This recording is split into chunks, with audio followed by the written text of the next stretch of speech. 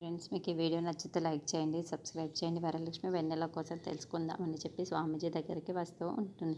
ఇంతలో అక్కడున్న స్వామీజీ దగ్గరికి వచ్చి, నా కన్న పేగును తెంచుకొని నా బిడ్డ ఎక్కడ ఉందో తెలియదు, ఎలా ఉందో తెలియదు, అసలు ఉందో లేదో కూడా తెలియటం లేదు. మీరే ఆ ప్రశ్నకి ఎలాగైనా సమాధానం చెప్పాలి స్వామి అని చెప్పేసి అంటుంది. ఆ మాటలు వినగానే అక్కడున్న స్వామీజీ అయితే వరలక్ష్మి మాటలు అన్నీ వింటూ ఉంటాడు. ఇంతలో అక్కడున్న వరలక్ష్మి అయితే, నా బిడ్డ ఇప్పుడు ఎక్కడ ఉందో ఎలా ఉందో కూడా నాకు తెలుసుకోవాలని ఒక్కసారి ఈ ఫోటోని చూసి చెప్పండి స్వామి అని చెప్పేసి ఆ స్వామీజీకి వెన్నెల ఫోటోని ఇస్తూ ఉంటుంది.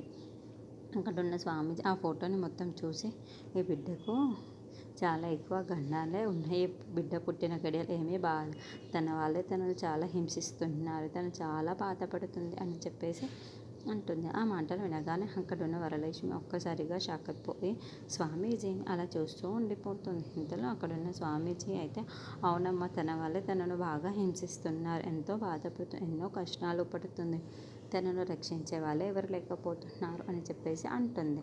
ఆ మాటలు వినగానే అక్కడున్న వరలక్ష్మి అయితే చాలా బాధపడుతూ ఏడుస్తూ ఉంటుంది. అక్కడున్న చాలా ఎక్కువ గండాలే ఉన్నాయి అని చెప్పేసి అంటాడు. ఇంతలో రాంబాబు వెన్నెల దగ్గరికి వెళ్ళి, నువ్వు నా దగ్గర నుండి తప్పించుకున్నావు కదా, ఇక నుండి నేను ఎలా పసిగట్టాలో నాకు తెలుసు, నేను ఎలాగైనా సరే వదులుకునేదే లేదు అని చెప్పేసి తన దగ్గరికి వెళ్ళి తనని చాలా ఇబ్బంది పెడుతూ ఉంటాడు.